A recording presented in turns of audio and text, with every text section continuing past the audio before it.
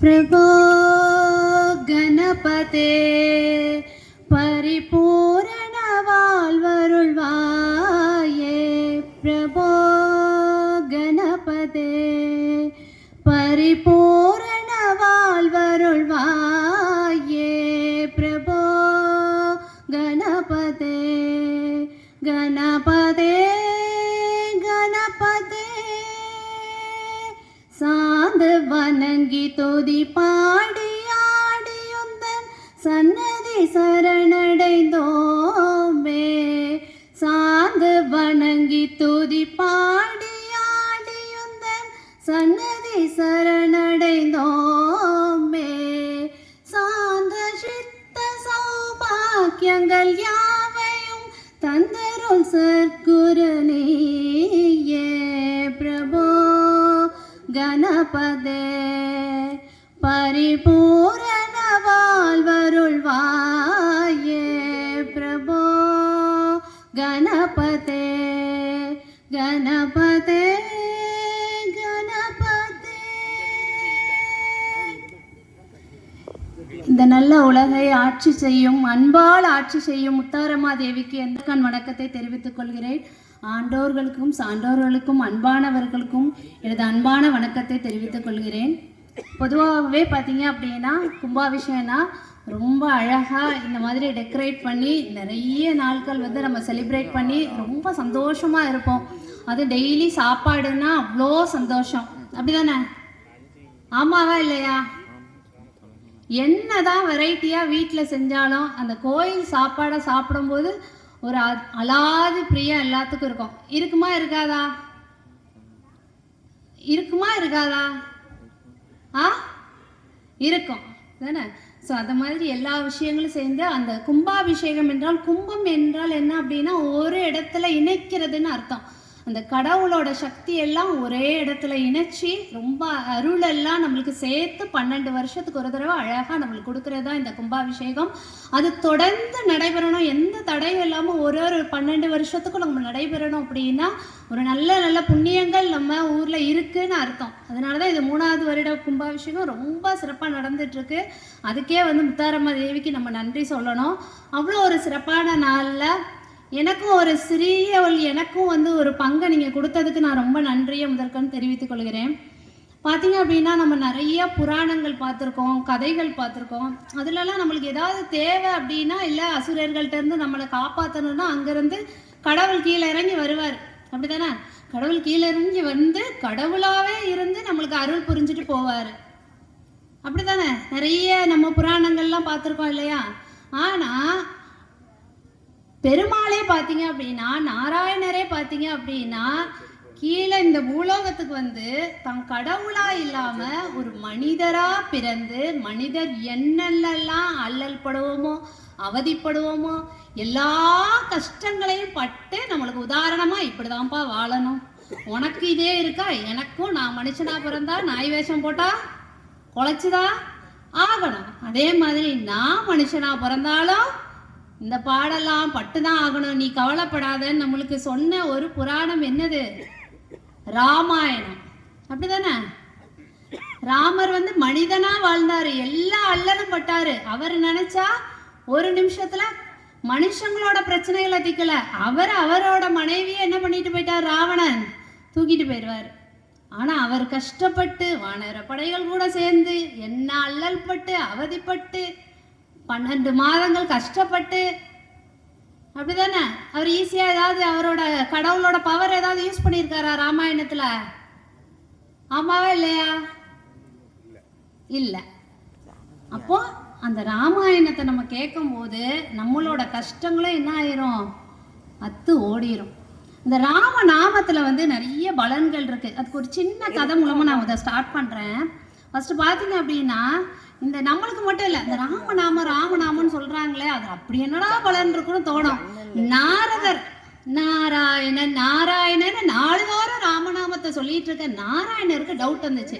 அது நாரதருக்கு டவுட் வந்துச்சு. நாராயணர்கிட்ட போய் நாரதர் கேட்காரு, ஐயனே ராமான்னு சொன்னா துன்பமெல்லாம் அத்து போயிருன்னு சொல்றாங்களே, அப்படி ராமநாமத்துல என்ன ஒரு பவர் இருக்கு அப்படின்னு போய் கேட்காரு. இதெல்லாம் வந்து உனக்கு சொன்னா புரியாதுப்பா, நான் ஒரு இடத்துல சொல்றேன், அங்க போய் நீ அந்த ராமநாமத்தை சொல்லுன்னு சொல்றாரு. சரி ஓகே, கடவுளே சொல்லிட்டாரு அப்படின்னு அதோ பார், அந்த பண்ணையில கீழே ஒரு மரத்துக்கடியில கோடு ஒரு புழு நெளிஞ்சிட்டு இருக்கு. அது பக்கத்துல போய் ராமா ராமான்னு சொல்லுன்னாரு. இவருக்கு தூக்கி வாரி போட்டுட்டு ஏதோ பெருசா சாதனை புரிய சொல்லுவாருன்னு பார்த்தா அந்த பக்கத்துல உள்ள புழுட்ட போய் சொல்லணுமான்ட்டு இவரும் போய் பக்கத்துல காதை வச்சுட்டு ராமா ராமான்னாரு. புழு செத்து போச்சு. புளி என்னாச்சு? செத்து போச்சு. ஐயோ என்னடா பண்றதுன்னு நாராயணர்கிட்ட ஓடுறாரு. சரி சரி, இன்னும் உன்னோட வேலை முடியலை, அடுத்து ஓடிப்போ. ஒரு பட்டாம்பூச்சி பறந்துட்டு இருக்கு பாரு, அதோ ஒரு பட்டாம்பூச்சி பறக்கு பாரு, ஓடிப்போ. அந்த பட்டாம்பூச்சிட்ட போய் உன்னோட ராமநாமத்தை சொல்லு. அங்கேயும் போய் சொல்றாரு. அழகா அப்பதான் ரெக்கைய விரிச்சு பறந்துட்டு இருக்கிற அந்த பட்டாம்பூச்சி கலர்ஃபுல்லா பக்கத்துல போய் ராமா ராமான்னாரு. செத்து போச்சு. என்ன செத்து போச்சு? பட்டாம்பூச்சி செத்து போச்சு. ஐயோ, அடுத்து போறாரு. இன்னும் விடுறாரா நாராயணரு? கேள்வி கேட்டார். நாராயணர்கிட்ட சும்மா விடுவாரா? அடுத்து ஓடிப்போ.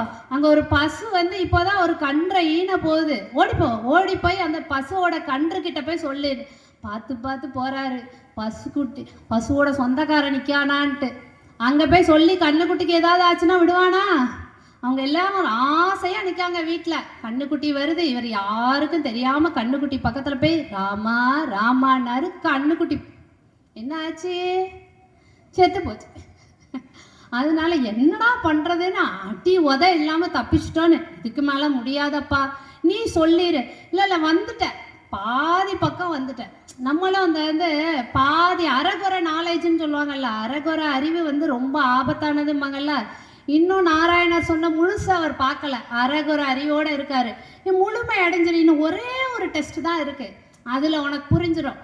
ஆனா என்ன, ஃபைனல் டெஸ்ட் எங்க வைக்காருன்னா, இதோ இந்த ராஜாக்கு ரொம்ப நாளா குழந்தை இல்லை, இப்போ ஒரு குழந்தை பிறக்கும் பாரு, அந்த குழந்தை காதுல போய் ராமா ராமான்னு சொல்லு. நாரதருக்கு அப்படி பக்கு பக்குன்னு ஆயிட்டு. அவ்வளவுதானே, சிறை சேதம், கழுத்து போயிடும்.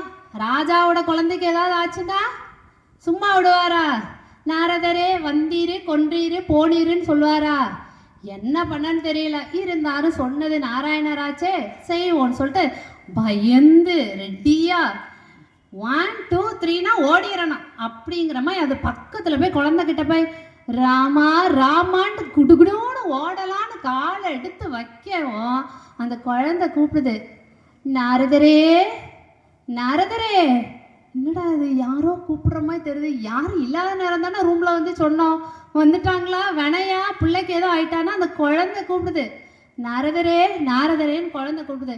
இவரை வந்துட்டு என்னடா இது, இந்த குழந்தை கூப்பிடுதே, இப்போ பிறந்த குழந்தை பேசுதேன்னு பக்கத்துல போய், என்னப்பா இப்போதானே பிறந்த நீ பேசுற, உங்களுக்கு தான் நன்றி, என்ன எவ்வளோ பெரிய பொசிஷனுக்கு கொண்டு வந்திருக்கீங்க, ஒரு இளவரசர் ஆக்கியிருக்கீங்க அப்படின்னு.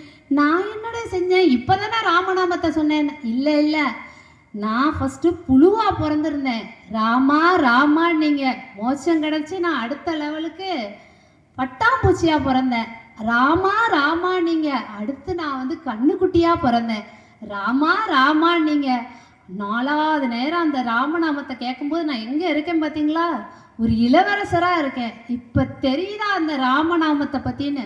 அப்பப்பா, இத்தனை புனிதமானதா, அந்த புழுக்கே எந்த வாழ்க்கையை கொடுத்துருக்கு ராமநாமம், ஒரு இளவரசர் ஆகிற அந்த அளவுக்கு கொடுத்துருக்கு. அதே மாதிரிதான் வால்மீகி தான் ராமாயணத்தை படைச்சாரு, அப்படிதானே? அந்த வால்மீகிக்கே ராமநாமத்தை சொல்லி தான் அதை படைக்கிற ஆற்றலே வந்துச்சு. வால்மீகி பார்த்தீங்க அப்படின்னா, நான் அதுக்கு ஒரு கதை சொல்கிறேன். இந்த நம்மளுக்கு வந்து பனங்காடு இருக்கும் இல்லையா, பனைமரமாக இருக்கும்ல, பனங்காடு ஃபுல்லாக பனைமரமாக இருக்குது. அங்கே பனை ஏறும் தொழிலை செய்கிற ஒரு நபர் இந்த மாதிரி பணம் ஏறிட்டு இருக்காரு. அதே மாதிரி அவனுக்கு என்னன்னா, அந்த வருமானம் பத்தாததுனால அந்த காடு வழியா யாரு போனாலும் அவங்கள வழிப்பறி செஞ்சு அவங்க பணத்தெல்லாம் பிடுங்கிட்டு விட்டுருவாரு. தான் லைஃபுக்கு தன்னோட குடும்பத்துக்கு அதை யூஸ் பண்ணுவாரு. இப்படியே போயிட்டு இருக்கு. அதே மாதிரி ஒரு நாள் நிற்காரு. இன்னைக்கு பணம் காணாது, யாரையாவது ஆட்டையை போடணும்னு நிற்கும் போது சப்த மகரிஷிகள்லாம் அங்கே வந்துட்டு இருக்காங்க. அவங்க கேட்குறாங்க, என்னப்பா அவங்க கிட்ட என்ன இருக்கும், மகரிஷிட்ட என்ன இருக்கும், ஒரு கமண்டால இருக்கும், ருத்ராட்ச மாலை இருக்கும், அந்த கட்டையை வச்சுட்டு இருப்பாரு. அவர்கிட்ட ஏதாவது திருட்டுனா ஏதாவது மோனி ஆகுமா? வீட்டுக்கு ஏதாவது செய்ய முடியுமா? அதை வச்சு செய்ய முடியுமா? ஒன்றும் செய்ய முடியாது. அப்படி தானே? கமண்டலத்தில் தண்ணியை ஊற்றி ஊற்றியா குடிக்க முடியும்? அந்தால பார்த்தாரு, உங்ககிட்ட ஒன்றும் செய்ய முடியலைன்னு. ஆனால் அவர் சொல்கிறாரு, எங்களால் உனக்கு செய்ய முடியும்ப்பா, நீ பாவம் செஞ்சிட்ருக்க, இப்படிலாம் செய்யாத. நல்லவர்கள் நல்லதை தானே சொல்லி தருவாங்க.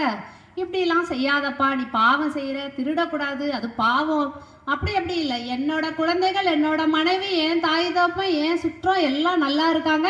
நான் அதனால தான் திருடுறேன். நான் திருடுறதுனால அவங்க நல்லா இருக்காங்க. யார் சொன்னாலும் நான் கேட்க மாட்டேன். சரி, அப்படியா? ஓகே, ஒரு பிரச்சனை இல்லை. நீ வீட்டுக்கு போய் கேளு, உன் பாவத்தை யாரெல்லாம் உங்ககிட்ட பங்கு போட்டிருக்கிறாங்கன்னு கேளு. உன் மனைவி வாங்கிக்கிடுவாங்களா, உன் பிள்ளைங்க வாங்கிக்கிடுவாங்களா, உன் சுற்றம் நட்பு யாராவது வாங்கிக்கிடுவாங்களான்னு கேளு. நீ அவங்க சரின்னு சொல்லிட்டாங்கன்னு நீ பாவம் செஞ்சுட்டே இருடு, இல்லைன்னா வேண்டாம். ஓடி போறாரு. மனைவி கிட்ட போய், எனக்கு வாச்ச மனைவிமா யாரும் இல்லைன்னு. மனைவியே, எந்த அன்பு துணைவியே, நான் செய்கிற பாவத்தில் நீ பாதி வாங்கிப்பாவலாம். அது எப்படி வாங்க முடியும்? நீ கொண்டு வர்ற படம் எனக்கு முழுசா வேணாம்.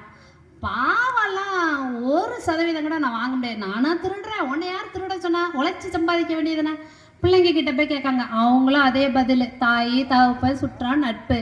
அப்போ புத்தியில வருது, ஓ நம்ம பெரிய பாவம் செய்கிறோம், நம்மகிட்ட இருந்து யாரும் வாங்க போறது இல்லைன்னு ஓடி வந்து சப்த மகரிஷி கிட்ட வந்து சொல்லி, எனக்கு ஏதாவது ஒரு மோட்சம் தாங்க, நான் இந்த பாவத்துல இருந்து விடுபடணும்னு, ராமா ராமா ராமானி நீ நாமத்தை சொல்லு அப்படின்னு சொல்றாரு. இவங்களும் உட்காந்து ராமநாமத்தை சொல்றதுக்கு முயற்சி பண்றாரு. சும்மா எல்லாராலும் சொல்லிட முடியாது. இப்படிங்கிறக்குள்ள செஞ்ச பாவம் அப்படி வாயை திறக்காரு, அப்படி வந்து அடைச்சிருது.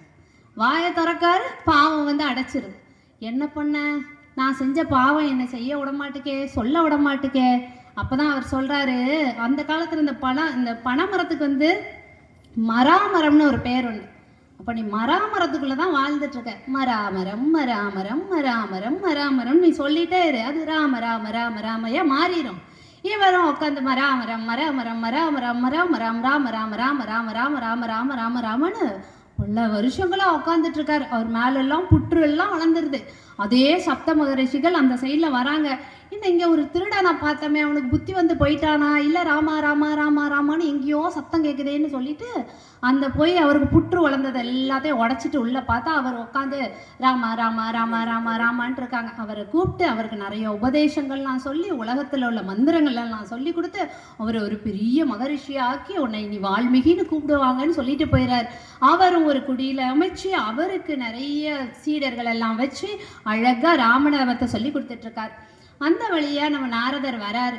யாரோ ஒருத்தர் ராமநாமத்தை சூப்பரா சொல்லிட்டு இருக்காரமேன்னு பார்க்க, நாராயணருக்கு நல்லா தெரியும்ல ராமநாமத்தோட மகிமை தெரியும். அதனால அவர் அந்த சைடு வாராரு. அவர் வால்மீகியை பார்க்காரு. வால்மீகிட்ட சொல்றாரு, ராமநாமத்தையே சொல்றியே, ராமர் இங்க அவதரிச்ச கதை உனக்கு தெரியுமா அப்படின்னு சொல்லிட்டு அவர்கிட்ட எல்லா கதையும் உட்காந்து சொல்றாரு. இப்படிதான் ராமர் வந்தாரு, பிறந்தாரு, நடந்தாரு, வச்சாருன்னு எல்லா கதையும் கேட்டு வால்மீகி அதை உட்காந்து எழுதுறாரு. அதுதான் நம்மளுக்கு வால்மீகி ராமாயணம்.